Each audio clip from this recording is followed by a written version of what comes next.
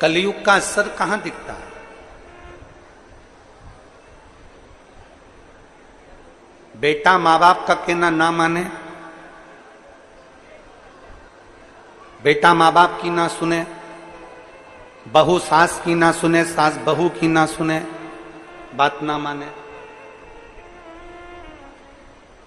पत्नी पति की बात ना माने, पति पत्नी की बात ना माने, भाई भाई की बात ना माने,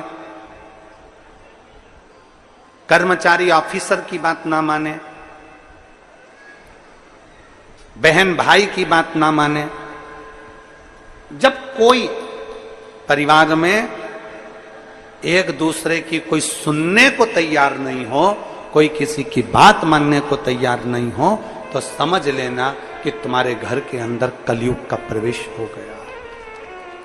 कलयुग प्रवेश कर गया, मतलब ये मान लीजिए कि कलयुग ने प्रवेश कर लिया।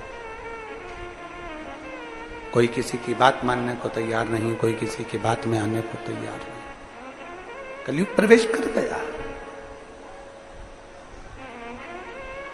मतलब निश्चित है कि कलयुग ने प्रवेश कर लिया। कोई किसी को सुनना ही नहीं चाहता।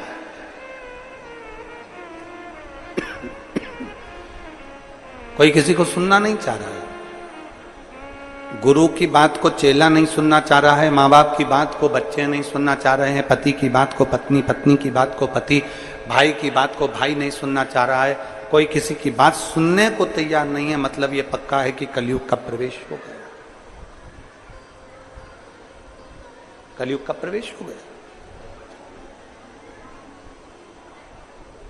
कई माताएं कहती हैं, गुरुजी हमारी सास थी ना, जब तक पूरा परिवार एक साथ था, जब तक हमारे ससुर थे ना, जब पूरा परिवार एक साथ था, सब एक दूसरे की मानते थे, सब एक दूसरे की सुनते थे।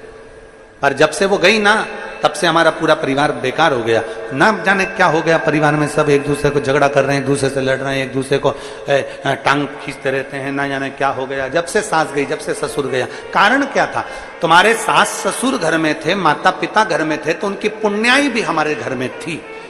उनकी पुण्याई घर में थी तो ये क्लेश नहीं होता था, कलयुग उसके अंदर प्रवेश नहीं करता था। जब माता पिता थे तो उनका भजन, माता पिता थे उनका दान, माता पिता थे उनकी पुण्याई हमारे साथ में थी, तो कलयुग प्रवेश नहीं करता था। जब माता पिता चले गए तो उनकी पुण्याई भी साथ में चली गई। इसलिए अब कलयुग ने तुम्हारे घर में प्रवेश करना प्रारंभ करा। कोई किसी को सुनने को तैयार नहीं,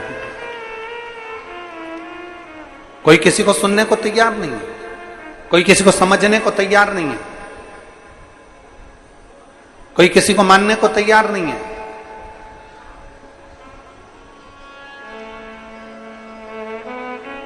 पार्वती जी ने जिद पकड़ ली। जिद, कौन किसको सुने? पुण्याई से सिद्धता थी।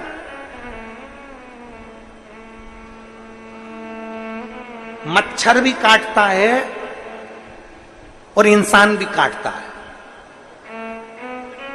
थोड़ा लोगों को बुरा लग जाएगा हमारी बात का, हमारी बात का लगता बहुत जल्दी लोगों को बुरा, तुरंत मिर्ची लग जाती काली वाली लोगों को। हम बोले और उन्होंने तुरंत काटा, और काटा और उन्होंने तुरंत बोला। मच्छर भी काटता है और मनुष्य भी काटता है, पर दोनों में एक अंतर भारी है। मच्छर काटता है तो खून पीता है, और मनुष्य काटता है तो पूरा कुल ही पी जाता है। मच्छर भी काटता है और मनुष्य भी काटता है। मच्छर काटता है तो खून पीता है, और मनुष्य काटता है तो कुल पी जाता है। पूरा की पूरा कुल, भाई की भाई, परिवार की परिवार नष्ट होते चले जाते हैं। दोनों में अंतर है। मच्छर कभी मच्छर को नहीं काटता, ये उसकी क्वालिटी है।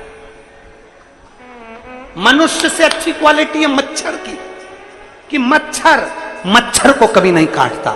मनुष्य एक ऐसा है, वो मनुष्य को ही काटता है।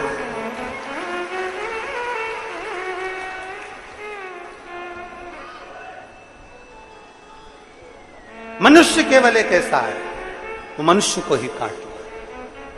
मनुष्य को। आपस में एक दूसरे को काटने में लगा हुआ है, आपस में समाज को, परिवार को, धर्म को, नीति को एक दूसरे को काटने में लगा हुआ है। उसने ये कह दिया काट दो, उसने ऐसा कह दिया काट दो, उसने ऐसा बोल दिया। दिन भर 24 घंटे उसका एक ही काम है, दिन भर काटना, किसी की बुराइयां निकालना, बुराइयां निकालते रहो, निकालते रहो, निकालते रहो, निकालते रहो। कभी कभी तो ऐसा लगता है कि परमात्मा ने इनको जन्म ही केवल बुराई निकालने के लिए भेजा। अच्छा देखो ना, घर में एक बहू है, घर में एक सास है। सास कभी बुरी नहीं होती, ना बहू कभी बुरी होती है। अगर सास बुरी होती तो तेरे को लेके नहीं आती, और अगर बहू बुरी होती तो वो तेरे घर में नहीं आती। दोनों अच्छी है, सास भी अच्छी है, बहू भी अच्छी है, बस समय का चक्र थोड़ा सा घूम जाता है, जिसमें दोनों का अहम सामने आकर खड़ा हो जाता है। ये शोरगुल जो हो रहा है इसको थोड़ा सा सेट करिए ना बाबा। सास भी बुरी नहीं है, बहू भी बुरी नहीं है, दोनों सामने, दोनों का अहम सामने आकर खड़ा हो जाता है, दोनों का।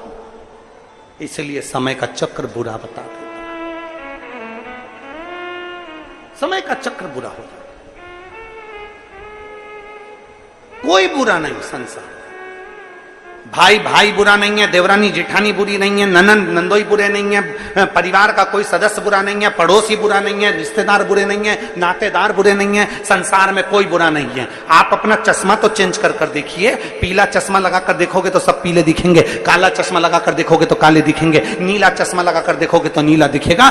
बुराई के चश्मे से देखोगे तो सब बुरा नजर आएगा, अच्छाई के चश्मे से देखोगे तो सब अच्छा नजर आएगा।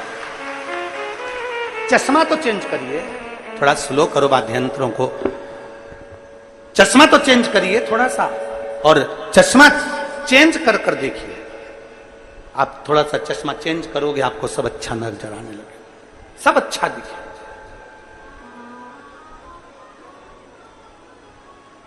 थोड़ी नेत्र की ज्योति को बदलने का प्रयास करिए,